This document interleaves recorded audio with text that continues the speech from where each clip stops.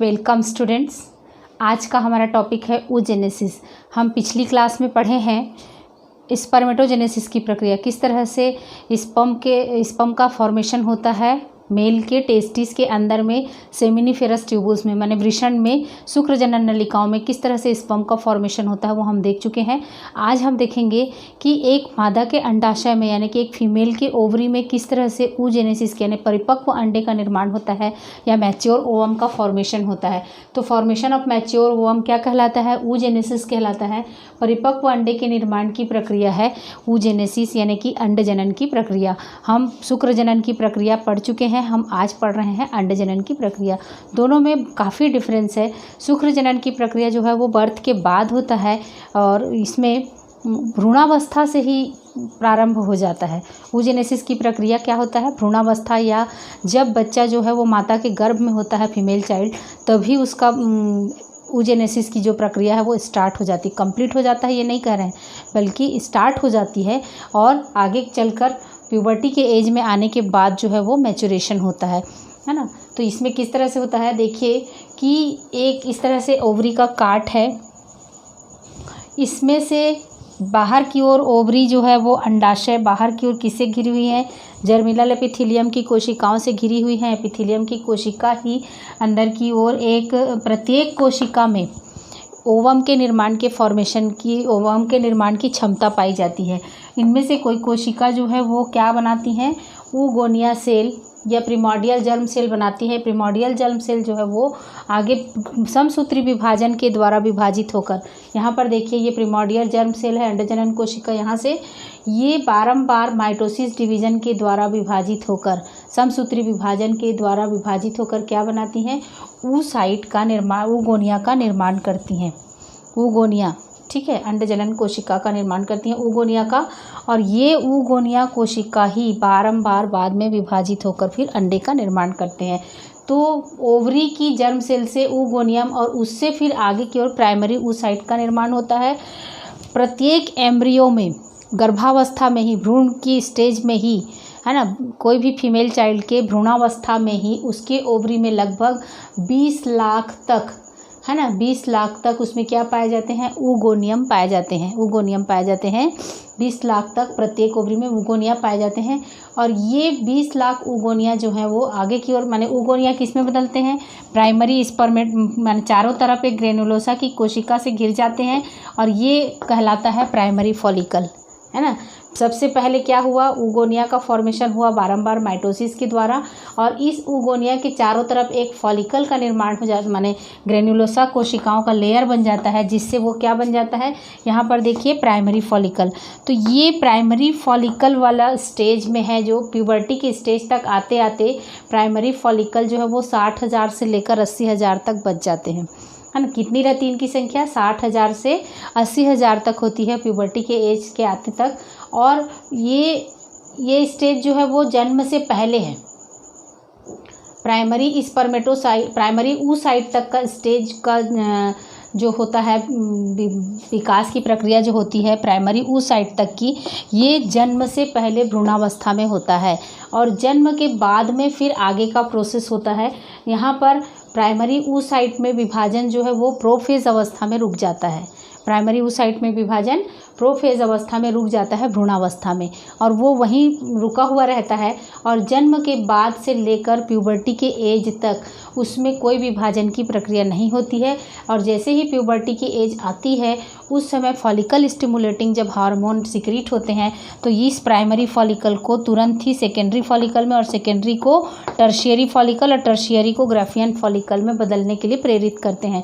तो उन follicle stimulating hormone के सिक्रीट होने के कारण यहाँ पर जो भ्रूणावस्था में प्राइमरी oocyte का निर्माण हुआ था, प्राइमरी फॉलिकल का निर्माण हुआ था, ये प्राइमरी फॉलिकल जो है वो तुरंत ही किस में बदल जाते हैं? और ग्रेनुलोसा कोशिकाओं का स्तर और बढ़ जाता है।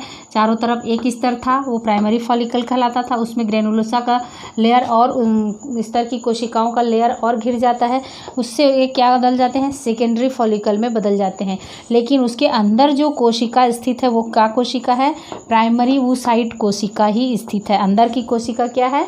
प्राइमरी oocyte ही है। और चारों तरफ फॉलिकल क्या हो गया? Secondary follicle.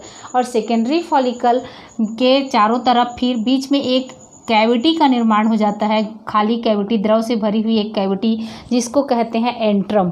और इस एंट्रम के बनने के साथ ही साथ कुछ और ग्रेनुलोसा की कोशिकाएं चारों तरफ इकट्ठी हो जाती हैं, जिसके कारण ये बन जाता है अब टर्शियरी फॉलिकल, है ना। अभी तक कौन सी स्टेज है? प्राइमरी oocyte वाला स्टेज ही है। पहला क्या था? ये डिप्लॉइड स्टेज ही है, प्राइमरी oocyte। अभी तक अर्धसूत्री कोशिका विभाजन स्टार्ट हुआ है, मेटाफेज में आकर रुका हुआ है ना। वो कंप्लीट नहीं हुआ है, मेटाफेज में प्रोफेज में आकर रुका हुआ है ना। प्रोफेज की अवस्था में, प्रारंभिक अवस्था में यहाँ पर, और जन्म से लेके प्यूबर्टी तक उसी एज में है। प्यूबर्टी में आने के बाद जब फॉलिकल स्टिमुलेटिंग हार्मोन सिक्रीट होते हैं तो वो लगातार प्राइमरी फॉलिकल को द्वितीयक फॉलिकल में और द्वितीयक को तृतीयक फॉलिकल में बदलते हैं। तो तृतीयक फॉलिकल या टर्शियरी फॉलिकल में एंट्रम की उपस्थिति, है ना। एंट्रम जब बन जाता है तब वो बन जाता है टर्शियरी फॉलिकल।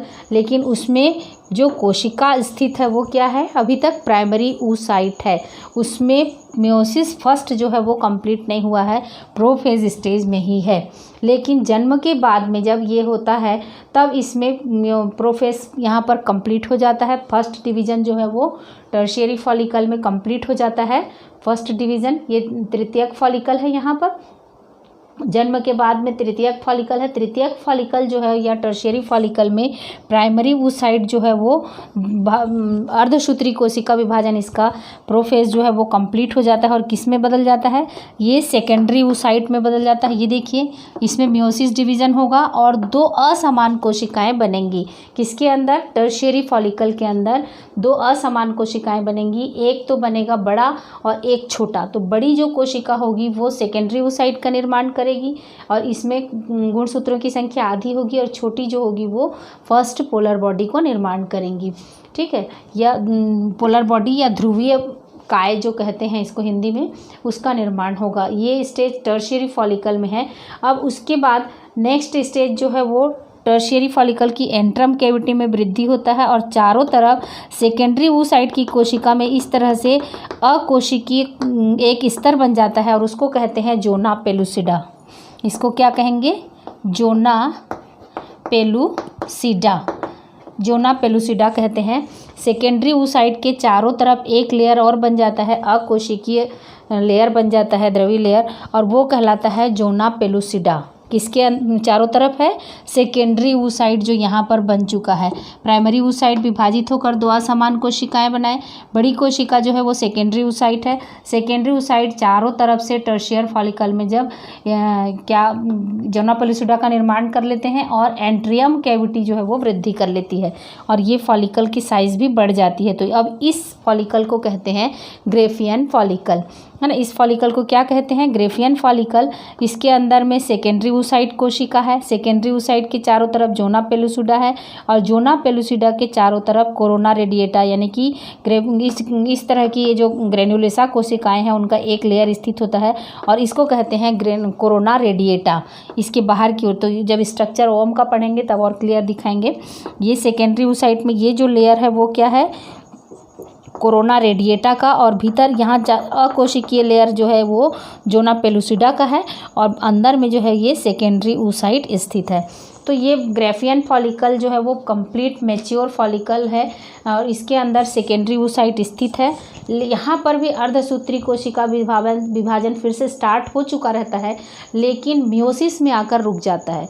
मियोसिस यानी मेटाफेज में मियोसिस आकर रुक जाता है। मियोसिस की जो सेकंड फेज होती है, सेकंड मियोसिस, फर्स्ट मियोसिस यहाँ पर हुआ, जो फर्स्ट मियोसिस यहाँ प्रोफेज में रुका हुआ था यहाँ पर आकर कंप्लीट होता है। कहाँ पर? टर्शियरी फॉलिकल में। टर्शियरी फॉलिकल से आगे की ओर जब विभाजन होगा, है ना, तो ये अगला विभाजन ग्रेफियन फॉलिकल के अंदर में सेकेंड मियोसिस जो है वो स्टार्ट हो जाता है, लेकिन वो कंप्लीट नहीं हो पाता है, मेटाफेज में आकर रुक जाता है ना। तो अभी तक वो क्या है? सेकेंडरी oocyte ही है अंदर में, और चारों तरफ जोना पेलुसिडा का लेयर और कोरोना रेडिएटा का लेयर हो गया। साथ ही साथ इसमें थीका लेयर अंदर से, इसके अंदर एक इंटरनल थीका और एक्सटर्नल थीका का भी निर्माण हो जाता है। उसके बाद ये कंप्लीट मैच्योर फॉलिकल कहलाता है ग्रेफियन फॉलिकल, जिसके अंदर सेकेंडरी oocyte है, बाहर से जोना पेलुसिडा है और जोना पेलुसिडा के बाहर कोरोना रेडिएटा है और एंट्रम कैविटी में ये पूरा सेकेंडरी oocyte जो है स्थित है ना। सेकेंडरी oocyte मान लीजिए इस तरह से है ये सेकेंडरी oocyte, तो बाहर से किससे घिरा हुआ रहता है, इस तरह से बाहर से कोरोना रेडिएटा से घिरा रहता है। उसके बाद यहाँ पर एक लेयर स्थित होता है किसका, ये अकोशिकीय जोना पेलुसिडा का लेयर है और बीच में स्थित है अपना सेकेंडरी oocyte। तो सेकेंडरी oocyte के बाहर किसका लेयर हुआ, जोना पेलुसिडा का, और जोना पेलुसिडा के बाहर कोरोना रेडिएटा का। तो इस तरह से ये जो यहाँ पर सेकेंडरी oocyte है वो अब ग्रेफियन फॉलिकल जब ओवरी की दीवार से लग जाती है और फट जाती है एक्सोसाइटोसिस के द्वारा, ग्रेफियन फॉलिकल से कौन बाहर आ जाता है, सेकेंडरी oocyte बाहर आ जाता है। अभी इसमें मेटाफेज में रुका हुआ है मियोसिस सेकेंड जो है वो मेटाफेज में रुका हुआ है ना। और ये फर्स्ट पोलर बॉडी यहाँ पर बन चुका था। अब यहाँ पर नेक्स्ट डिवीज़न जो होगा है ना, अगला विभाजन फिर से जैसे ही ये बाहर आता है ओवरी से, और ओवरी से बाहर आने के बाद फिमरी के द्वारा पकड़ लिया जाता है और कहाँ डाल दिया जाता है, ओविडक्ट में डाल दिया जाता है। हम फीमेल रिप्रोडक्टिव सिस्टम पढ़ा रहे थे तब बताए थे कि ओवरी जो इस तरह से कीप नुमा स्ट्रक्चर से घिरी हुई थी और ये बना हुआ था इसका ओविडक्ट। तो ये यहाँ से सेकेंडरी oocyte निकलता है और फिमरी के द्वारा पकड़ लिया जाता है और आकर यहाँ पर इस्थमस और एम्पुला के बीच में स्थित होता है सेकेंडरी oocyte। ओवम नहीं होता है ना, ये सेकेंडरी oocyte स्टेज में आता है। और जैसे ही स्पर्म गर्भाशय से होकर यहाँ पर पहुँचता है और स्पर्म के संपर्क में आता है जब सेकेंडरी oocyte, तब उसमें जो मेटाफेज जो है वो कंप्लीट हो जाता है ना। उसका विभाजन जो है मेटाफेज स्पर्म के संपर्क में आने से पहले कंप्लीट नहीं हो सकता। जैसे ही वो स्पर्म के संपर्क में आता है उसका मेटाफेज कंप्लीट हो जाता है, माने मियोसिस सेकंड कंप्लीट हो जाता है और आगे की ओर क्या हो जाता है, दो कोशिकाओं में बट जाती है वो सेकेंडरी oocyte। एक होता है बड़ी कोशिका और एक छोटी। बड़ी कोशिका जो है वो ओवम या अंडाणु का निर्माण करती हैं, कहाँ पर, ओविडक्ट में, और छोटी कोशिका पोलर बॉडी बनाती है। तो पोलर बॉडी का कार्य अभी तक निश्चित नहीं है, ऐसा माना जाता है कि ये ओवम के पोषण के लिए बनता है। तो दूसरी जो फर्स्ट पोलर बॉडी बनी थी ये सेकंड पोलर बॉडी कहलाएगी, है ना, जो यहाँ पर बनेगा एक ओवम और दूसरी छोटी कोशिका सेकंड पोलर बॉडी बनती है। अब यहाँ पर देखिए एक और polar body, first polar body जो बनी थी बाद में, ये भी माइटोटिकली डिवाइड हो जाती है और दो पोलर बॉडी का निर्माण करती हैं। इसको कहा जाता है एक्स्ट्रा पोलर बॉडी, लेकिन इसका कार्य अभी निश्चित नहीं है। लेकिन ये माना जाता है कि इन पोलर बॉडीज़ का कार्य जो है वो ओवम के पोषण के लिए कार्य करता है। तो ठीक है, यहाँ पर अब देख लिए कि ऊगोनिया से किसका निर्माण हो गया, जर्म सेल से ऊगोनिया का निर्माण हुआ। ऊगोनिया समसूत्री विभाजन के द्वारा हुआ। फिर उसके बाद ये सेकेंडरी फॉलिकल में प्राइमरी oocyte स्थित है। ठीक है, सेकेंडरी फॉलिकल में प्राइमरी oocyte है। प्रोफेज स्टेज में यहाँ पर ये भ्रूणावस्था में ही चल रहा है, प्रोफेज स्टेज में है। और मियोसिस फर्स्ट जो है वो प्रोफेज में आकर रुक गया है, यहाँ पर कंप्लीट नहीं हुआ है। और बर्थ के बाद फिर जब प्यूबर्टी का एज आता है, बर्थ से लेकर प्यूबर्टी के एज तक प्राइमरी oocyte स्टेज में ही रहता है ओवम। और प्राइमरी oocyte जब फॉलिकल स्टिमुलेटिंग हार्मोन प्यूबर्टी के एज में स्टार्ट होता है तब उसके द्वारा ये प्राइमरी फॉलिकल जो सेकेंडरी फॉलिकल में बदल जाता है और सेकेंडरी जो है वो टर्शियरी में बदलता है। और टर्शियरी के अंदर में जो यहाँ पर प्राइमरी oocyte था उसमें अर्धसूत्री कोशिका विभाजन यहाँ पर प्रोफेज में रुका हुआ था वो कंप्लीट होता है और दो कोशिकाएं बनती हैं, एक छोटी और एक बड़ी। बड़ी कोशिका कहलाती है सेकेंडरी oocyte और छोटी कोशिका कहलाएगी फर्स्ट पोलर बॉडी। उसके बाद नेक्स्ट स्टेप जो है वो फिर टर्शियरी फॉलिकल ग्रेफियन फॉलिकल में चेंज होता है और इसमें अर्धसूत्री कोशिका विभाजन स्टार्ट हो जाता है, फिर से मियोसिस सेकंड, लेकिन वो मेटाफेज में आकर रुक जाता है। और उसी स्टेज में ग्रेफियन फॉलिकल फटकर बाहर की ओर ओवरी से बाहर यहाँ पर निकल आता है और फिर फिमरी के द्वारा पकड़ लिया जाता है और कहाँ पहुँच जाता है, ओविडक्ट में पहुँच जाता है। और यहाँ जब तक स्पर्म नहीं आता तब तक ये सेकेंडरी oocyte जो है वो ओवम में चेंज नहीं होता है ना। अभी तक सेकेंडरी oocyte स्टेज में यहाँ पर ओविडक्ट में है। स्पर्म के संपर्क में आते ही वो स्टिमुलेट हो जाता है और इसमें विभाजन स्टार्ट हो जाता है और मेटाफेज से ये कंप्लीट हो जाता है मियोसिस। और एक बड़ी और एक छोटी कोशिका यहाँ पर बनती है। बड़ी कोशिका जो है वो अंडाणु का निर्माण करती है और छोटी कोशिका फिर सेकेंड पोलर बॉडी का निर्माण करती है। तो इस तरह से जब तक स्पर्म का एंट्री नहीं होगा तब तक ओवम का फॉर्मेशन नहीं होगा। और यदि स्पर्म का एंट्री नहीं हो रहा है, स्पर्म यहाँ तक नहीं पहुँच पा रहा है, तो ये सेकेंडरी oocyte जो है वो मेंस्ट्रुअल साइकिल के दौरान एंडोमेट्रियम के साथ में बाहर आ जाता है, रजो चक्र के दौरान, है ना, मेंस्ट्रुअल साइकिल के दौरान ब्रीडिंग के रूप में बाहर आ जाता है ये सेकेंडरी oocyte, है ना। अंडा नहीं जाता वहाँ पर, सेकेंडरी oocyte जाता है। अंडे का निर्माण तभी होगा जब स्पर्म वहाँ पर पहुँचेगा। तो इस तरह से अंडे के निर्माण की प्रक्रिया में हम देख चुके कि भ्रूणावस्था में ही होता है, और इसके फलस्वरूप पूरी oogenesis की प्रक्रिया के फलस्वरूप एक अंडे और 3 पोलर बॉडी का निर्माण होता है। स्पर्मेटोजेनेसिस में क्या हो रहा था, 4 स्पर्म्स के फॉर्मेशन हो रहा था। oogenesis में क्या हो रहा है, केवल एक अंडे का निर्माण होता है। और ये महीने में स्त्री के गर्भाशय में ओवरी में प्रत्येक महीने केवल एक प्राइमरी फॉलिकल जो है वो आगे की ओर सेकेंडरी टर्शियरी फॉलिकल और ग्रेफियन फॉलिकल में बदलता है, और एक ही अंडे का निर्माण एक महीने में होता है। वो 28 दिन के चक्र में पूरा होता है। वो मेंस्ट्रुअल साइकिल के दौरान हम पढ़ेंगे तो अच्छे से बताएंगे। उसके अलावा एक और चीज़ है, इस अंडे के फटने के लिए एक और हार्मोन जिम्मेदार होता है। ग्रेफियन फॉलिकल के बनने के लिए जिम्मेदार होता है फॉलिकल स्टिमुलेटिंग हार्मोन, फॉलिकल के बनने और मैचुरेशन के लिए। लेकिन इसके फटने के लिए, फटने की क्रिया को कहा जाता है ओव्यूलेशन, और ओव्यूलेशन के लिए जिम्मेदार होता है ल्यूटनाइजिंग हार्मोन। ठीक है, तो ये सारे हार्मोन का रोल जो है वो हम रजो चक्र पढ़ेंगे तब बताएंगे अच्छे से। अभी ये हमको oogenesis की प्रक्रिया में यही समझना है कि भ्रूणावस्था से पहले तक क्या था, प्राइमरी oocyte था। भ्रूणावस्था के बाद, जन्म के बाद में क्या होता है, आगे का विकास होता है, और अंडा ओवम का फॉर्मेशन ओविडक्ट में होता है ना।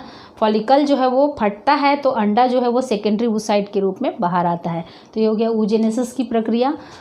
oogenesis के फलस्वरूप बने हुए जो ओवम होता है, ओविडक्ट में जो ओवम का फॉर्मेशन हो चुका है, अब उस ओवम की संरचना किस तरह से होती है, एक अंडे की संरचना, परिपक्व अंडे की यानी कि मैच्योर ओवम का स्ट्रक्चर किस तरह से होता है हम देखते हैं।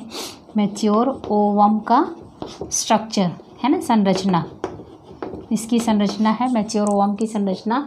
सबसे पहले देखिए हम सेकेंडरी oocyte देखे थे, इस तरह से यहाँ पर देखे थे, ये सेकेंडरी oocyte था। सेकेंडरी oocyte के बाहर की ओर जोना पेलुसिडा देखे थे, जोना पेलुसिडा, और उसके बाहर हम देखे थे कोरोना रेडिएटा की इस तरह से जो ग्रैनुलर सेल्स का स्तर था।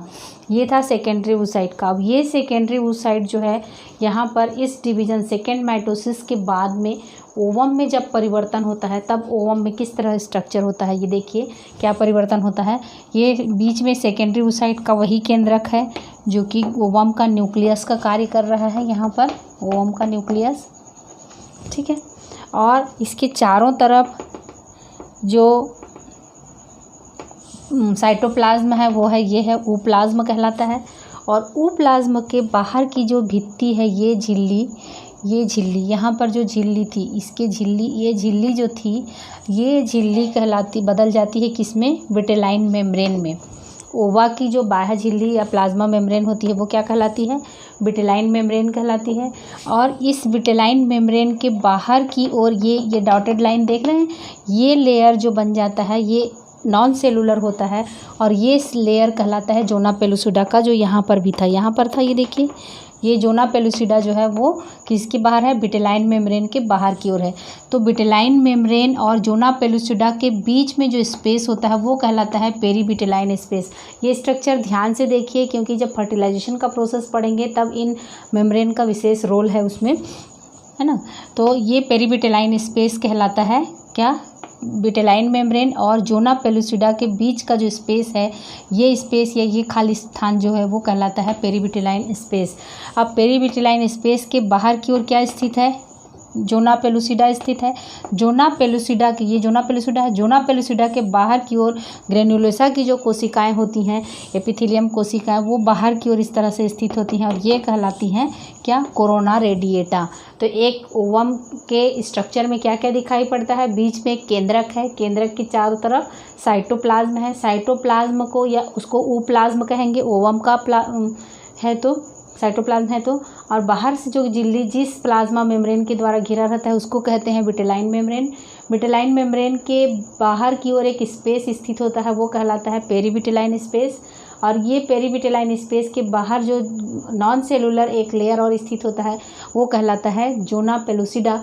और जोना पेलुसिडा के बाहर की ओर इस तरह से कोशिकाओं का, ग्रेनुलोसा कोशिकाओं का जो लेयर होता है वो कहलाता है कोरोना रेडिएटा।